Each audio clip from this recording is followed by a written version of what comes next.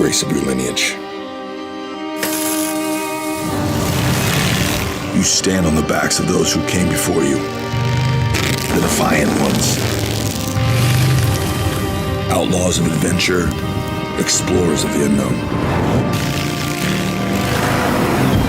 Harley Davidson defined the motorcycle. But it was you who challenged the destination and rode across continents. You who climbed uncharted mountains, who raged through desert sand, and faced the fury of ice and snow, in the hope of discovering beauty unknown.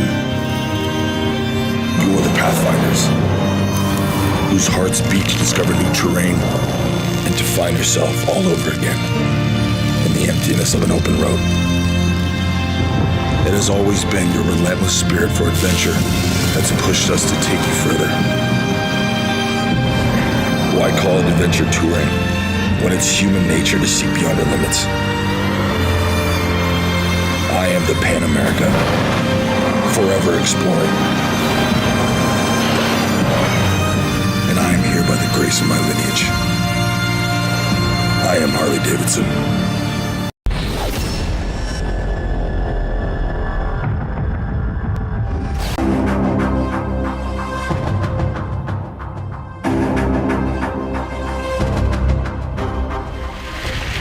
That's what it's about. Look at this. It's been years that I've wanted to do this. I've known it's coming, and I just want to thank Harley for giving me the opportunity to direct the piece that you just saw. It means the world to me. I mean, my job is to act and direct and, filmmaking, and sometimes you're playing other characters, and it's great. There's nothing like doing your passion, which is riding motorcycles, and to be introducing this bike for Harley and have the opportunity to make a film for them. I wanted to show something that showed the lineage, where it all came from, how we took those bikes, how we pushed them further, whether that be up a mountain, through the desert, just pushing it to all speeds and taking something that Harley created. And it's really the connection between the human spirit and our adventure for touring, and this is finally here. It's the next generation. So those new pathways, and this is definitely the trailblazer right here. So thank you very much, Harley. I love you.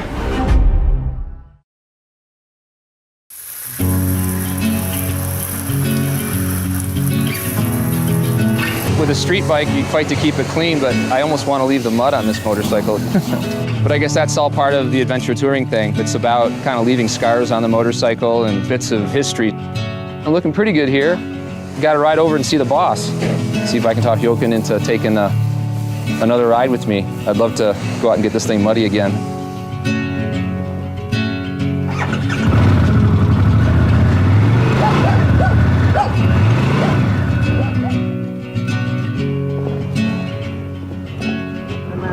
How you doing? Let's do it. Here.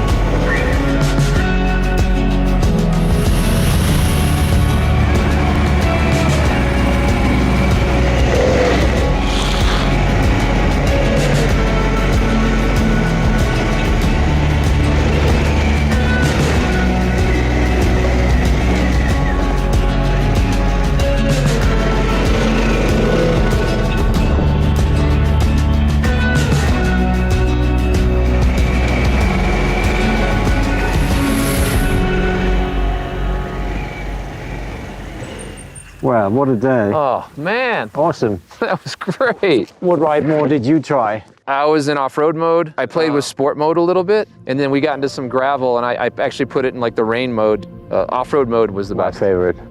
So we get the fire going? Yeah, let's do it.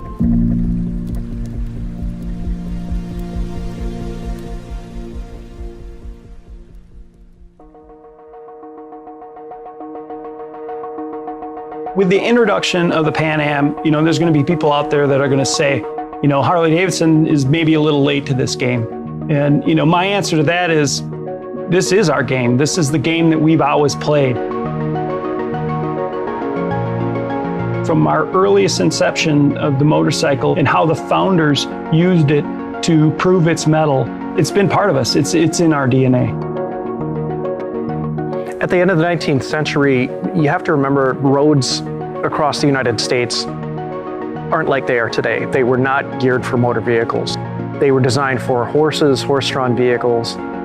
You commonly had roads that were nothing more than sand. You'll see it in the Harley Davidson marketing literature. Their sales were in competition with a horse and buggy. And so they were saying, don't buy a horse. A Harley Davidson can get you down that same trail. It can do the same thing and get you to the place where a horse would. And you don't have to feed it. You don't have to clean up after it. And there's just so many more reasons why a Harley Davidson is a better choice. That's where trail riding comes from. It's from getting on horseback and actually riding trails. And that's where a motorcycle was one step ahead of an automobile, where it needed two trails to get down. The motorcycle could go down that single trail, and it could get you back to your favorite fishing hole or get you to that favorite hunting spot where the bucks hid out. It's what the early founders really set out to do. You kind of had a perfect storm. You had an engineering guy, you had a manufacturing guy, you had a dealer guy, and then you had a marketing guy. And he said, if we can prove that our motorcycle is far superior to every other motorcycle out there by being able to handle whatever terrain under whatever conditions, that's what people are going to want.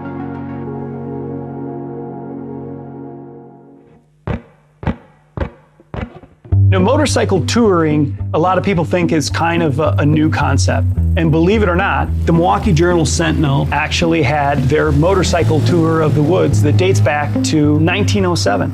Lake Geneva's 45 miles away from here, but that was a day-long trip on a motorcycle in those days.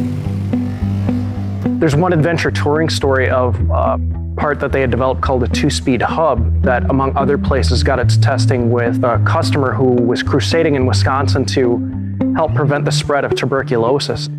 His name was Ted Worley, and he was an avid outdoorsman. And one of the things he loved about his job is it got him out in the outdoors as much as possible. And he ends up writing a pamphlet on behalf of Harley Davidson called Camping Hints When Touring with a Motorcycle. And it's everything from how to set up your tent. There was a recipe for soup. There's even a great illustration showing how he set up the luggage on his motorcycles.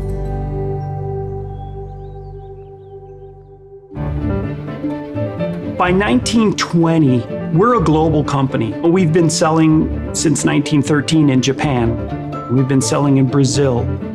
We've been selling in Australia, Europe. And so we start seeing these letters flow into the company. Here's my trip to the Panama Canal. You see, Harley Davidsons and elephants and all these exotic things. There was nothing holding you back. As long as there was ground and, the motorcycle could conquer it. We talk about on-road or off-road. Well, what's a road? To a motorcycle, what isn't? When the sport model comes out, a good amount of the advertising talked about these kind of competitive rides they did up a mountain road. There was a fellow by the name of Charles F. Barrett, and he entered his Harley Davidson, and he beat out every automobile in the Utica AAA Auto Club hill climb, and he beat them handily. And after that, all the auto clubs, including the AAA, outlawed motorcycles in their hill climb. In 1930, William H. Davidson, who is the son of William A. Davidson, one of the co-founders of the company, wins the Jack Pine Enduro. And this was an endurance run held in the Lower Peninsula of Michigan. And by that point, it had grown to have quite a reputation. One of Harley Davidson's dealers, a woman in Detroit, Michigan, Dot Robinson, would talk about, having competed in the Jack Pine. She talked about, scratches on the arms from tree branches. And the Jack Pine was some of the most grueling terrain that anybody could ride. She competed several times, won it twice.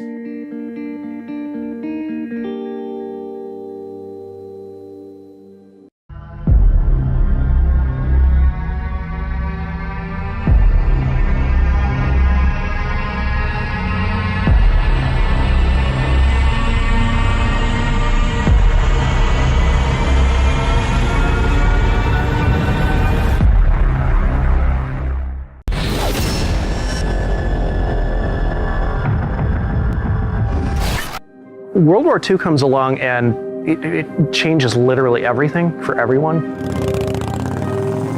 They took what was the W, as it was called, civilian model, and made a lot of adaptations to it. They were specifically designed to handle conditions that the military used things like Jeeps for. It has stronger forks, it's got stronger handlebars, it has a skid plate on it, it's got an air cleaner that has an oil bath so it can handle dusty conditions. Luggage racks and gun scabbards and ammo boxes, they all get incorporated so they can handle that terrain. And they would get letters from servicemen serving in the Pacific, servicemen serving in Europe saying, I was a rider before the war, or maybe they weren't, but they're riding a Harley Davidson in the military now, and they would report that it's handling it well, and it's really a reliable bike. And you know, those guys wanted reliable vehicles. They didn't want to get stuck anywhere. You never knew when you would get in a tight spot. So as the interstate system comes into play after World War II, and we start seeing the advent of the superhighway in the United States, you know, Harley has to really pivot. You're starting to make motorcycles that can travel at a higher rate of speed. They can carry multiple passengers and more gear. People are going to go further distances. You know, what might have been a day trip that was 60 miles away, now, you know, you might go 300 miles. You know, in 1956, we sell our first true touring motorcycle where it's sold is the fact. It's the king of the highway. And you get saddlebags, you get a windshield. It's got an extra thick buddy seat so you can take a passenger along.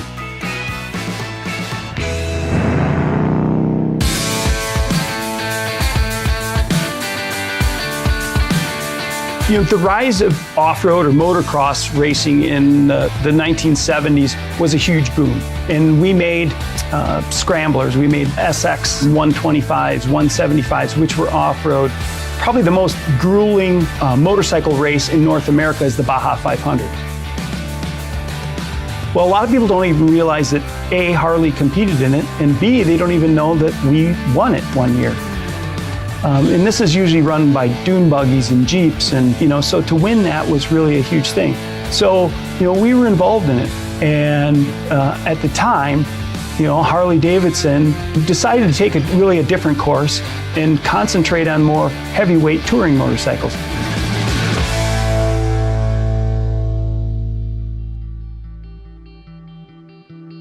Everyone always said, well, you got to make this trade-off. You're either going to be an off-road bike or you're going to be an on-road bike.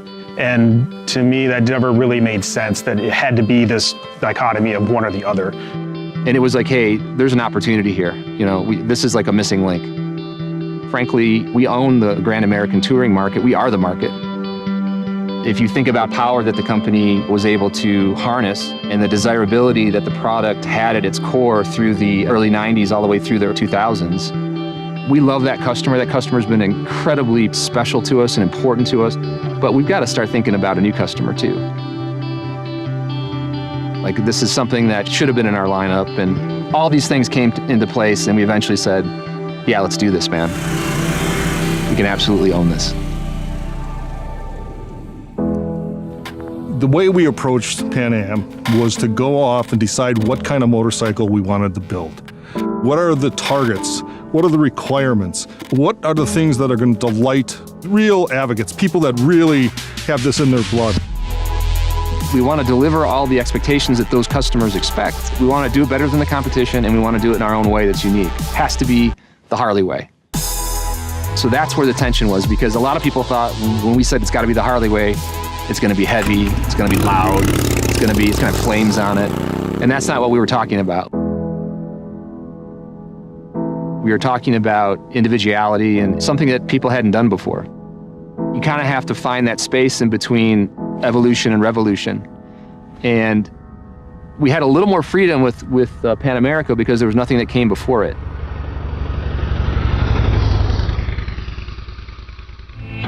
Whenever you do something that's kind of radically different and unexpected, you're going to shake people up. I remember telling leadership at the time, I said, this is exactly what we want.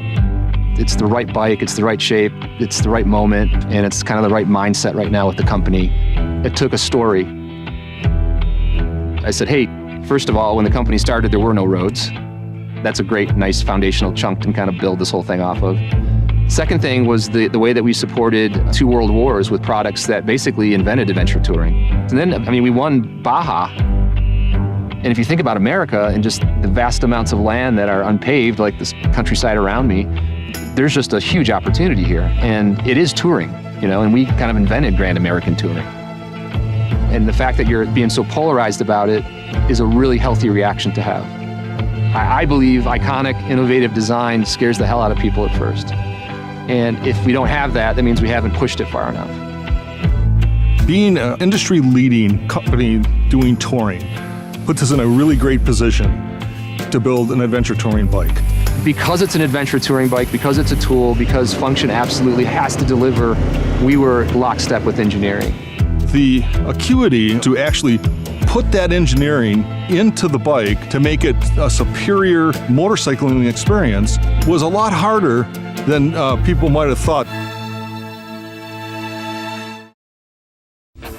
Born to Ride is brought to you in part by 866 Law Friend. Ride safe, ride smart. Offices in Palm Harbor. Born to Ride.